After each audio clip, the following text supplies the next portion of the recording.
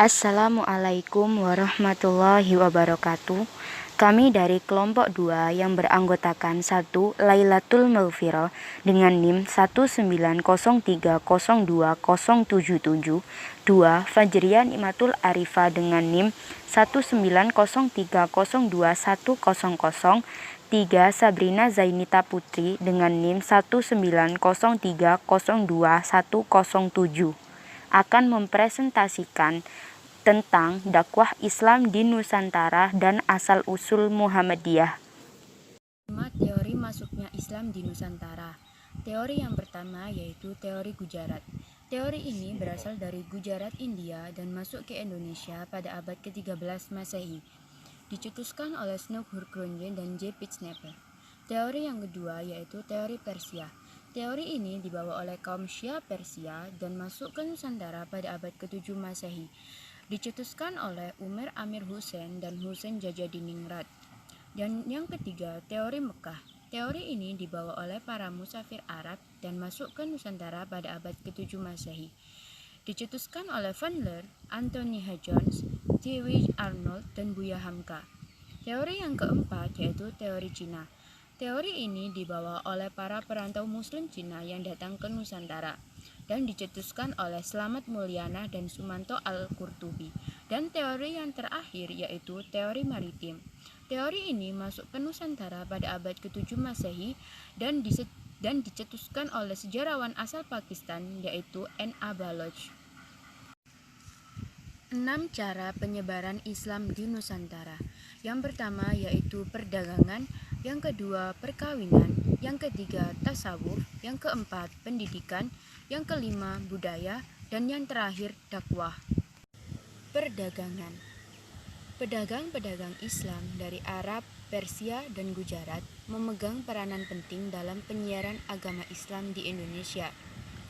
Masuknya Islam ke Indonesia melalui media perdagangan terjadi pada tahap awal, yaitu sejalan dengan ramainya lalu lintas perdagangan laut pada abad ke-7 Masehi hingga abad ke-16 Masehi. Pada masa itu, para pedagang Muslim yang berdagang ke Indonesia semakin banyak, sehingga pada akhirnya membentuk sebuah pemukiman yang disebut Pekojan. Dari tempat inilah mereka saling berinteraksi dan berasimilasi dengan masyarakat setempat atau penduduk asli seraya menyebarkan ajaran agama Islam di Indonesia.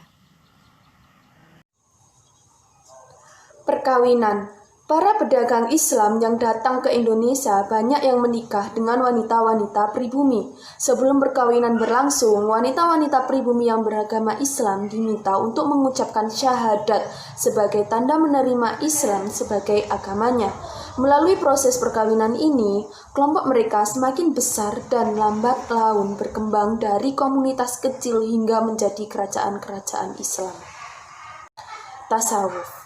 Penyebaran Islam yang tidak kalah pentingnya ialah melalui tasawuf.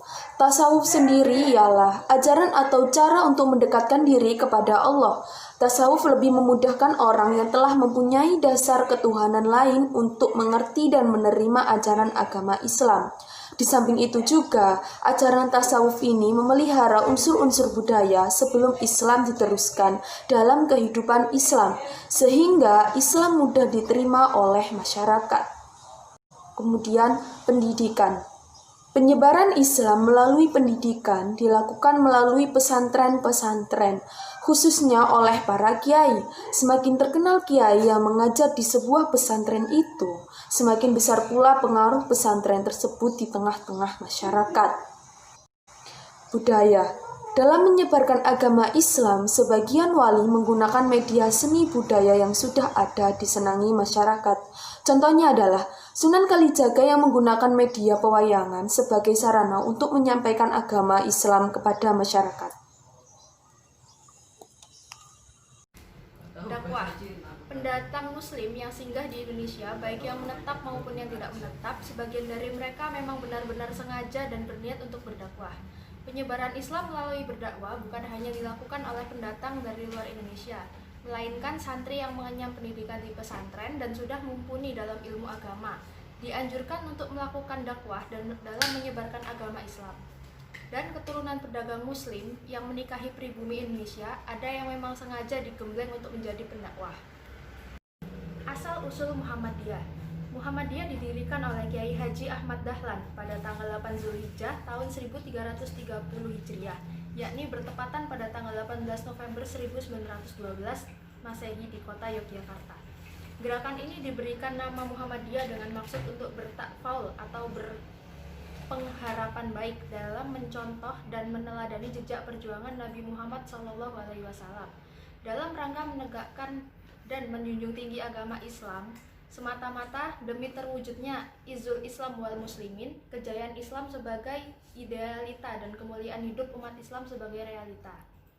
Sejarah singkat berdirinya Muhammadiyah di Indonesia berasal dari kata Muhammad, yaitu Nabi atau Rasul yang terakhir, kemudian mendapatkan ya nisbiyah yang artinya menjeniskan.